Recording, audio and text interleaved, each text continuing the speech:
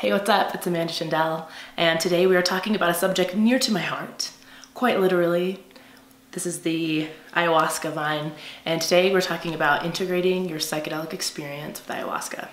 Today we're talking about the 5 mistakes that people make after they have an ayahuasca experience when they try to integrate back into their lives. I'm going to give you a little bit of guidance on how to avoid those pitfalls and how to take the lessons and messages that you've learned during your ayahuasca journey and really integrate them into your life. The first mistake that we make is the medicine solved all of my problems. Wouldn't that be nice? Truly, this is never gonna happen. As you guys know, nothing in the world is one magic pill that's gonna solve everything. These medicines are a guide. They are a guide to put you onto the correct path, to show you where you went wrong, to show you where your traumas are, to show you where you need to heal. But they're just like any good guide. They don't do the work for you. Know that just because ayahuasca may not have solved all your problems, that once you drink, the spirit of ayahuasca is always inside of you and will continue to guide you. She will continue to come to you in dreams and messages and songs through conversations and come back up that way, so that the minute you leave your retreat or the minute that you leave your ayahuasca experience, not everything is going to be solved, but that you always have that guide still with you. Number 2 mistake that people make is, oh, now that I'm done with these issues, the same ones are not going to resurface. Yes, they are, because life is a spiral, or maybe you've heard that it's peeling away the onion. You're going to revisit the same issues, especially the deep ones, the ones that are the deep groove, the ones that you've had from childhood. These issues are going to keep presenting themselves in your life because that is part of your soul's journey. So if you think that you came into ayahuasca to deal with anger, for instance, and after that you're not going to be angry anymore, and you're like, no, I'm just going to be a patient spiritual person who's really sweet and talks like crystal. No, sorry, not gonna happen. Our deepest lessons and our deepest grooves and our neural pathways, those ones are pretty much always going to come up. So the deepest grooves and some of the deepest traumas in our lives are always going to continue to come up. And the beautiful thing about ayahuasca is that it teaches us ways to deal with those deep grooves, ways to look at those situations with equanimity, with peace, with understanding, instead of reacting and judgment and the harshness that we may have looked at before. So this is important for these issues when they do come up. Have gratitude around these issues. Be thankful that things still frustrate you. How are you going to deal with them now? How are you going to look at a situation with gratitude that it's coming up again for you to learn and for you to grow? It would be the same. It would be the same thing as if you were, if you had an amazing spiritual teacher and they just handed you a book and said, here's all the answers. No, they want to guide you. They want to show you the way. They want you to learn for yourself. And that is why we're here. We're here to learn and grow and experience for ourselves. So unfortunately, the same issues is going to come up. You still going to have issues. Okay. The 3rd mistake people make after drinking ayahuasca is like, that's it. I drank ayahuasca. I don't need any more medicine. I'm good.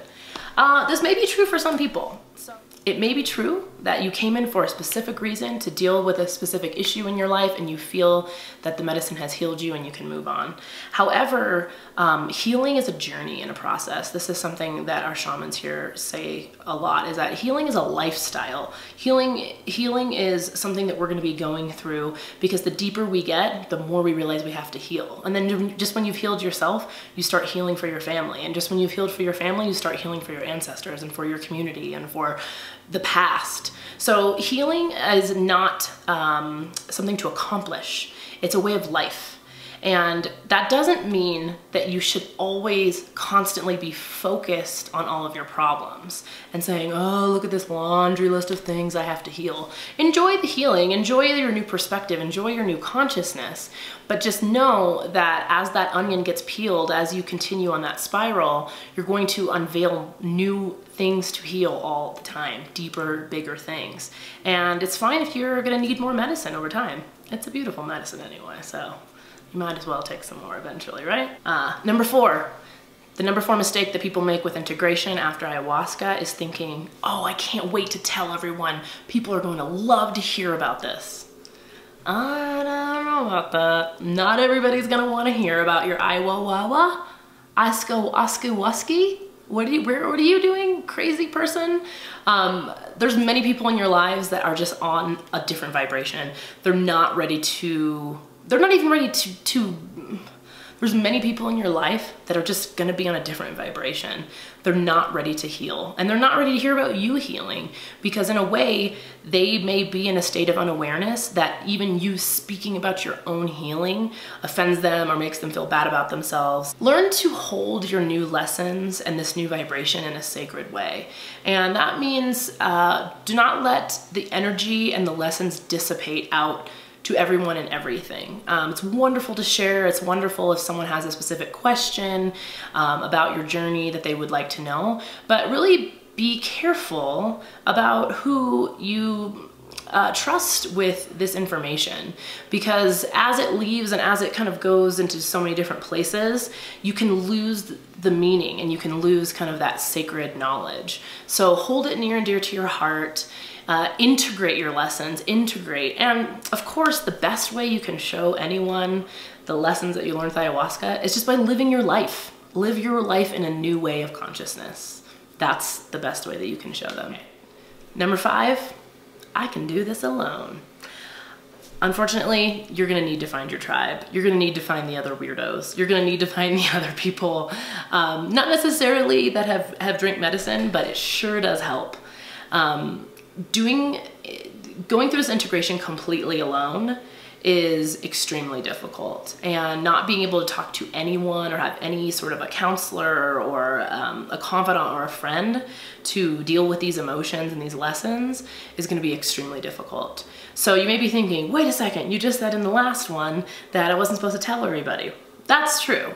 It's something that you want to be gentle and be careful with who you give this information to, but definitely you need at least one person in your life that you can trust, that can hold space for you in a non-judgmental way, and who can lend an open ear, because you're going to be going through so many different emotions. There may be days after your journey that you feel like nothing changed at all and you're the exact same person. There may be days when you can't relate to any of your old friends. You're going to go through these varying degrees and these varying emotions because you've been cracked wide open and new neural pathways have been formed. You're becoming a different, more conscious new person after you drink ayahuasca. So having someone really just honestly a great listener. I think someone who can hold that space, listen to you gently without judgment, without asking too many questions, or without steering you in too many different ways is the perfect way. All right, guys, so those were the top 5 mistakes that I see people kind of making after they drink ayahuasca, and I hope these integration tips have helped. I hope that you can find your tribe, that you have someone to trust, that you understand this is a process, and that you're gonna keep revisiting some of those same traumas and some of those same things, but in a new way with a new perspective and hopefully a higher consciousness. If you like this video, I hope you do. Like and subscribe, give me a little thumbs up, because all of my confidence is based on that. And take a look at some of my other videos. Check me out on Instagram at Buena Vida. And if you like hearing me jabber on, my podcast is called Semi-Woo. All that information is down below. You know where to look. You're a pro at YouTube. Bye, guys.